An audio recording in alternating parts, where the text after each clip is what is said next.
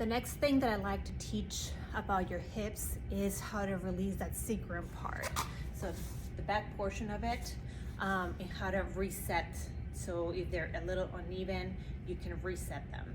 And one of the easiest way to do this is against a wall. If you don't have a wall, you can do it without a wall, but the wall will give you more feedback. So what I want you to do is to lay down with your feet on the wall, 90-degree angles on both sides, while one leg is pushing against the wall, the other one, you're going to resist. You're gonna pull it against you, but you're gonna resist it.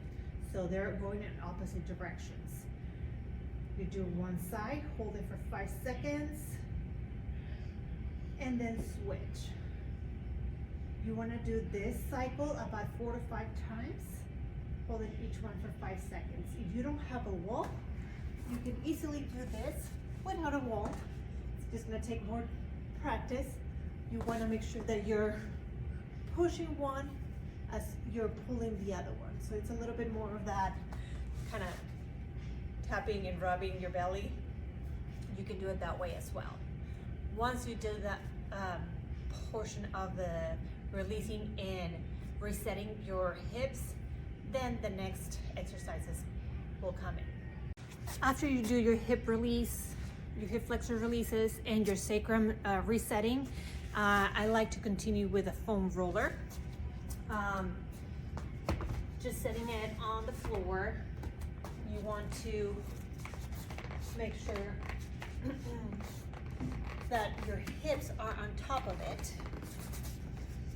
You're gonna lay down and you're just gonna massage from side to side, getting deep into that gluteus meat. You can even do a little bit of a leg extension here and onto the other side. Put a little bit more weight, just a little bit of TLC.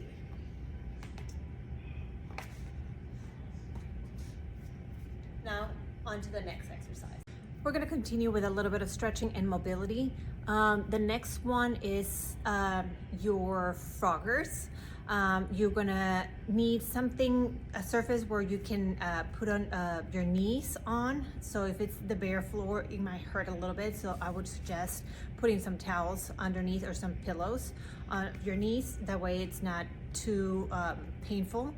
Otherwise, if you are on a mat or on the carpet, you will just go ahead and get on all fours and let your knees spread out. Elbows on the ground and just rock back and forth. Sitting back as far as you can, feeling that stretch, coming forward to coming out of it. Once you do that a few times, we want to make sure that our legs stay out rather than in. So your feet rather.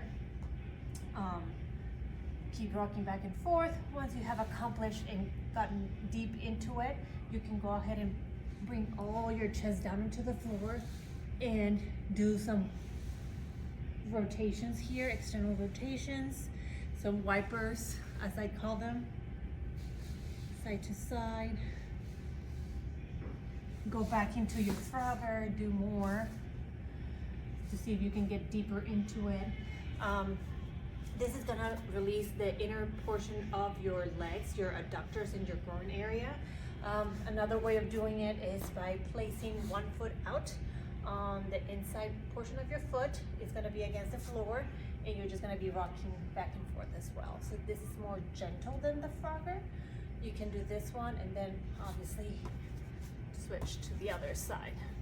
So you wanna sit back as far as you can. And of course you have your typical butterflies that you can do. So you can start releasing those muscles. After a few of these, I like to go ahead and try to press down onto them. No holding your breath. We want to breathe through this. And go back. And go back out into that again. The next one will be coming up to the bottom of that squat and pressing or prying those knees open with your elbows and just perhaps swaying side to side. If If you need to come on out of it, hands down on the floor, raising your hips, wiggling a little bit, coming back down. Once you can tolerate being in that bottom position for maybe a minute or two, and even progress to 3 minutes, we can start adding those knee taps.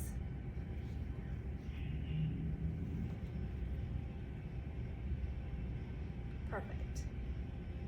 After this, we're gonna go ahead and move on to our shin boxes. For the shin boxes, you're gonna go ahead and sit on the floor with your legs at 90-degree angles, one externally rotated, one internally rotated. And all you have to do is come up to your knees. So if this hurts your knees, make sure you put, you're on a mat or towels on the floor so it's not as painful. You wanna come on up and sit back down.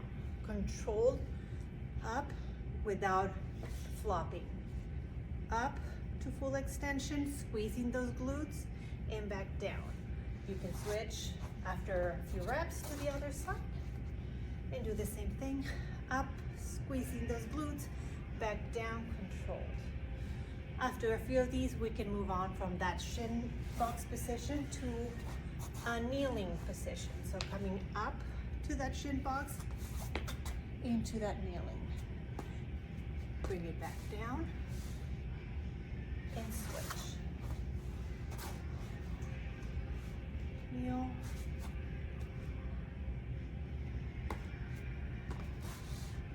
And back down.